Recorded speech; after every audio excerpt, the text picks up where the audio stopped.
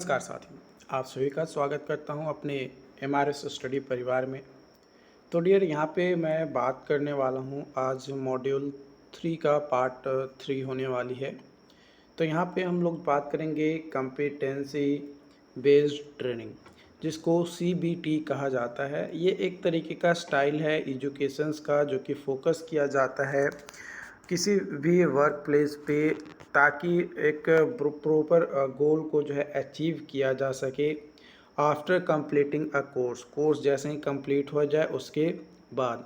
Because of your work place training and experience, जो भी work place पे काम कर रहे हैं या जो भी ट्रेनिंग कर रहे हैं उससे जो है एक नई चीज़ें जो है हमें देखने को मिलती है, नई चीज़ें जो है हमें समझ में आती है। जो कम्पिटेंसी बेस्ड ट्रेनिंग है, ये जो ट्रेनिंग है ये डिज़ाइन किया गया है to allow a learner to demonstrate their ability to do something, है ना। एबिलिटी को बताना, समझाना कि हम ये काम जो है कर सकते हैं, उसी को जो है कम्पिटेंसी बेस्ड ट्रेनिंग कहा जाता है, यानी सीबीटी जो है कहा जाता है। जो कम्पिटेंसी ट्रेनिंग है ये आपका स्किल में बात किया जाए तो ये ग्रुप ऑफ टास्क या टास्क जो है परफॉर्म किए जाते हैं एक स्पेसिफिक लेवल पे। जो भी कम्पिटेंसी या प्रोफिशिएंसी हमारे होते हैं, जो which often use motor functions and typically require the manipulations of instruments and equipment। जो instruments है, जो भी equipments है उसको मैनिपुलेट कर सके, है ना, यानी प्रॉपर तरीके से उसका जो है मैनिपुलेशंस हो सके, उसके लिए जो है ये आपका किया जाता है। इसमें कई सारे स्किल्स जो है आपके होते हैं, जैसे counsellings are knowledge and attitude based skills पे के बेसिस पे जो है ये कम्पिटेंसी बेस्ड जो ट्रेनिंग है वो आपका होता है। इसमें कम्पिटेंसी जो है ये भी हमारा एक स्किल्ड परफॉर्म किए जाते हैं, ठीक है, to specific standard under specific condition, मैंने अलग अलग कंडीशंस में कई सारे एलिमेंट्स की रिक्वायरमेंट होती है जब भी हम लोग जो है कम्पिटेंसी बेस्ड ट्रेनिंग सिस्टम के अंतर्गत जाते हैं। तो सबसे पहले अगर बात किया जाए तो सबसे पहला एलिमेंट आपका यहाँ पे दिया गया है कि critical criteria to be used in assessing achievement and condition under which the achievement will be assessed are explicitly stated and made public in advance, है ना। मतलब कुछ क्रिटेरिया जो है सेट किए जाते हैं। तो यहाँ पे एक क्रिटेरिया जो है हमें क्या करना पड़ता है, सेट करना पड़ता है। क्रिटेरिया इसलिए सेट करना पड़ता है ताकि जो भी हम लोग अचीवमेंट प्राप्त करें वो बेटर तरीके से जो है अचीवमेंट प्राप्त कर सकें, ठीक है, बेटर अचीवमेंट जो है प्राप्त कर सकें उसके लिए।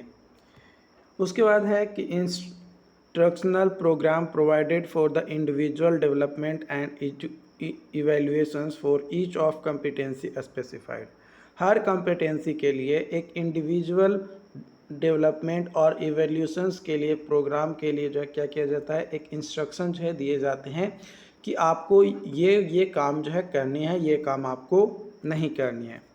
Assessment of competency takes the participant knowledge and attitude into account but requires the actual performance of the competency as the primary source of evidence। देखो यहाँ पे होता क्या है कि जो भी नॉलेज ग्रैब किए जाते हैं, है ना, जो भी नॉलेज ग्रैब किए जाते हैं वो नॉलेज के बेसिस पे ही जो है एक फीडबैक लिया जाता है। असेसमेंट का मतलब क्या है, फीडबैक ही है, ठीक है।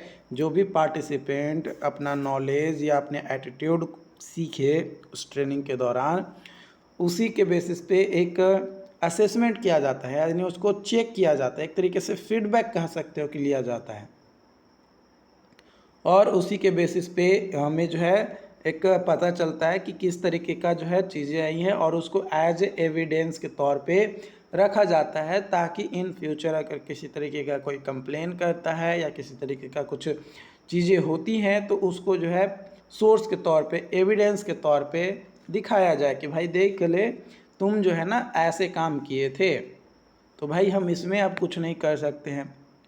ओके, उसके बाद है participant progress through the instructions programme at their own rate by demonstrating the attainment of specified competency. अब भाई कोई भी व्यक्ति जो है वो जो भी प्रोग्राम चलाए जा रहे हैं उस प्रोग्राम में वो पार्ट लेगा, है ना, तभी तो वो अच्छा कर पाएगा ना। अब वो उसमें पार्ट ही नहीं ले पाएगा, शामिल ही नहीं हो पाएगा, तो फिर कैसे होगा? तो उसको उसमें शामिल होना ज़रूरी है। ओके, कैरेक्टरिस्टिक्स के बारे में बात किया जाए, यानी एक तरीके से विशेषताएं जो होती है, पहला होता है कि competency are carefully selected, carefully जो है सिलेक्ट किए जाते हैं। Supporting theory is integrated with a skill practice, essential knowledge is learned to support the performance of skills. एक इसेंशियल स्किल्स या नॉलेज जो है ग्रैब यहाँ से किए जाते हैं और सपोर्टिव स्किल्स को जो है प्रैक्टिस करवाए जाते हैं। डिटेल्ड ट्रेनिंग मटेरियल्स जो है यहाँ पे दिए जाते हैं ताकि जो नॉलेज और स्किल्स है वो बेटर जो है मिल सके। मेथड्स ऑफ इंस्ट्रक्शंस जो है वो सीक्रेट रखा जाता है और उसको जो है बेहतर तरीके से जो पार्टिसिपेंट्स होते हैं उनके सामने क्या किया जाता है, रिप्रेजेंट किए जाते हैं, ताकि वो सफिशिएंट टाइम और नॉलेज और ट्रेनिंग जो है प्राप्त कर सकें। ठीक है, participant knowledge and skills are assessed as they enter the programme and those with satisfactory knowledge and skills may bypass training और कॉम्पिटेंसी ऑलरेडी अटेंड। जो ऑलरेडी अटेंड कर चुका है उसके जो है वो सेटिस्फाई है या नहीं है, वो बाईपास ट्रेनिंग या कॉम्पिटेंसी ट्रेनिंग ऑलरेडी अटेंड कर चुका है, उसको भी जो है हम लोग असाइज करते हैं, मतलब उसका भी जो है चेक करते हैं कि वो पहले क्या किया था, अभी क्या कर रहा है। Learning should be self paced, मतलब आप जो भी लर्निंग प्राप्त करेगा, जो भी लर्नर्स है वो क्या करेगा कि भाई वो अपने तरीके से जो है उसको करेगा, है ना। अगर वो अपने तरीके से नहीं करेगा तो फिर उसके लिए प्रॉब्लम क्रिएट होगा। तो आपको अपने बेसिस पे, जैसे आपको अभी मैं तो यहाँ पे पढ़ा दिया human resource development and organisational behaviour, लगभग मान कर चलो कि 20-25 लेक्चर्स मैंने आपको दे दिया। अब इन 20-25 लेक्चर्स में आप एक भी दिन जो है नहीं देखें कि क्या होता है, कैसे होता है, क्या वो समझ में आपको आएगा? नहीं आएगा। क्यों नहीं समझ में आएगा? क्योंकि आपने उसे देखा ही नहीं, आप अपने तरीके से उसको इवेल्युएट किए ही नहीं, और जब तक आप अपने तरीके से उसे इवेल्युएट नहीं करिएगा तब तक कैसे समझ में आएगा? नहीं समझ में आएगा यार। आपको अपने तरीके से, अपने बेसिस पे आपको क्या करना होगा, इवेल्युएट करना पड़ेगा, अदरवाइज कुछ नहीं होने वाला। ट्रेनिंग में फ्लेक्सिबिलिटी दिया जाता है ताकि जो है लोग क्या कर सके, अपनी नॉलेज और स्किल्स को इम्प्रूव कर सकें। वैरायटी ऑफ सपोर्टिव मटेरियल जो है यहाँ पे दिए जाते हैं, जैसे प्रिंट, ऑडियो विजुअल, सिमुलेशंस यानी मॉडल्स। देखो सिमुलेशंस क्या होता है, जब ऑन द ग्राउंड, है ना, मतलब प्रैक्टिकली जब हम लोग उस चीज़ को बना नहीं सकते हैं या बनाने में बहुत ज़्यादा टाइम या बहुत ज़्यादा मेहनत लग रहा है या बहुत ज़्यादा पैसा लग रहा है, तो उस कंडीशन में हम लोग जो है क्या करते हैं कि सिमुलेशंस प्रोसेस के थ्रू करते हैं। सिमुलेशंस प्रोसेस में क्या होता है कि एक सॉफ्टवेयर पे हम लोग जो है काम करते हैं।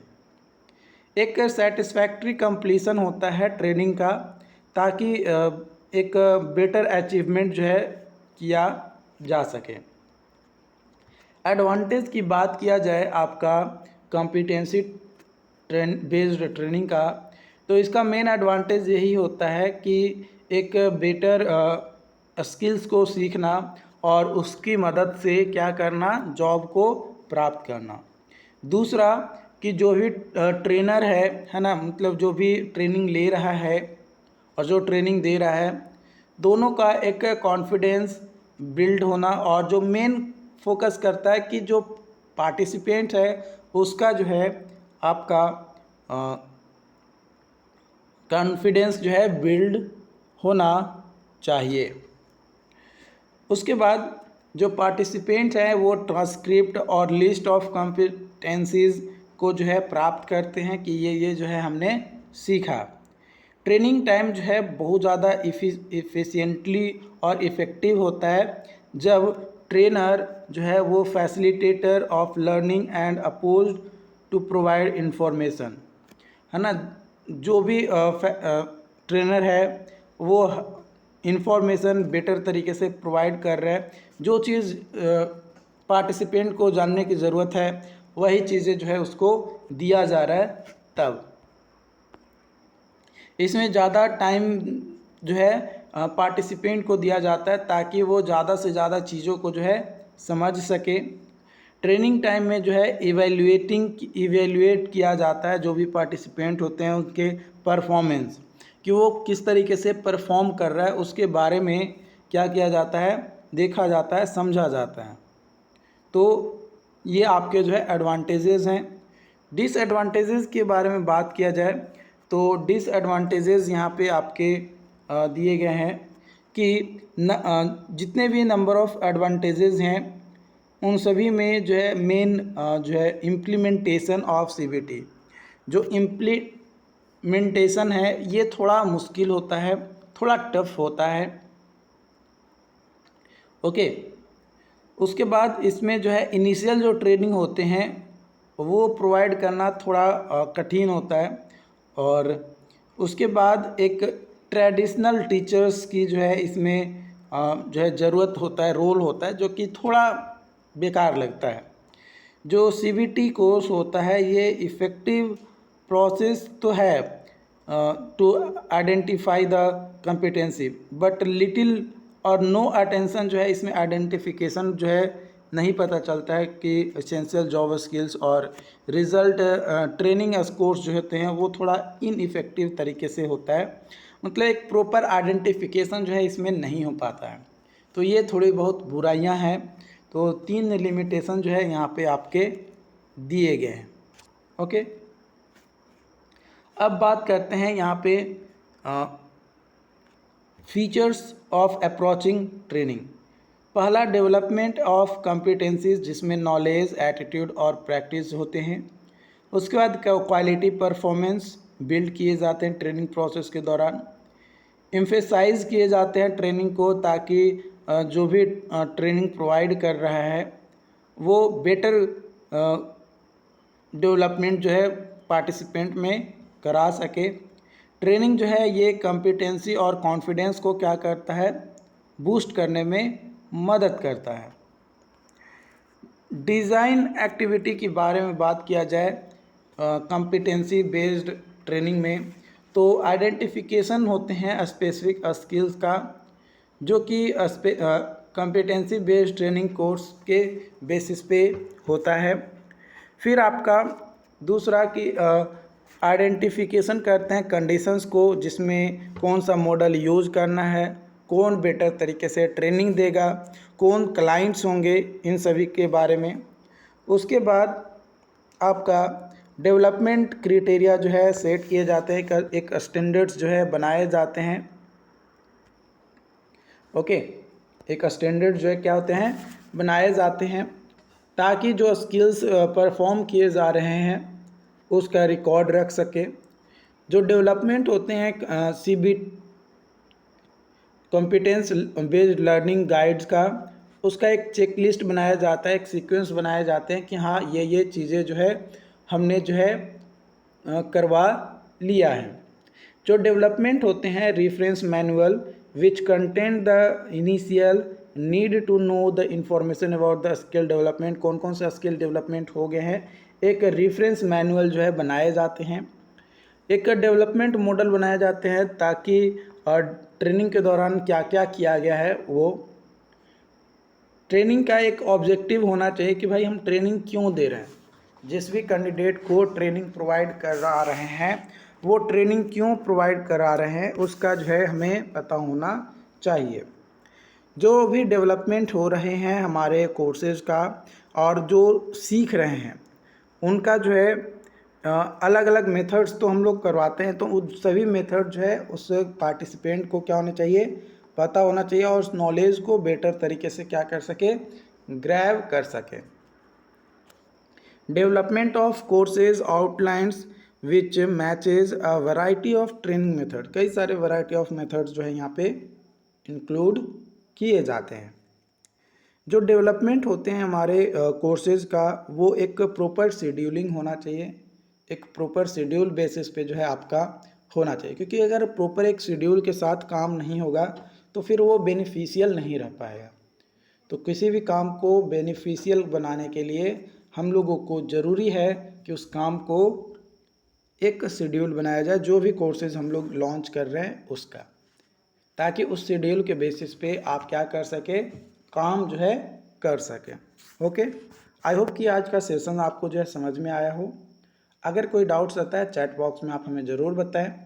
ओके, और यूट्यूब चैनल पे हमारी इस वीडियोस को देख रहे हैं तो प्लीज़ चैनल को ज़रूर सब्सक्राइब कर लें, ताकि हमारे द्वारा प्रोवाइड किए गए हर वो अपडेट्स आपके लिए बेनिफिशियल हो सके। फ़िलहाल के लिए इतना ही, लेकिन चैनल को सब्सक्राइब और लाइक वीडियोस को ज़रूर करें, क्योंकि आप लोगों के लिए ही जो है ये मेहनत किया जाता है। तो प्लीज़ आप लोग जो है हमारे साथ सहयोग करें, हमें हेल्प करें। बाकी आने वाले समय में और भी अपडेट के बारे में बात करेंगे। Thank you.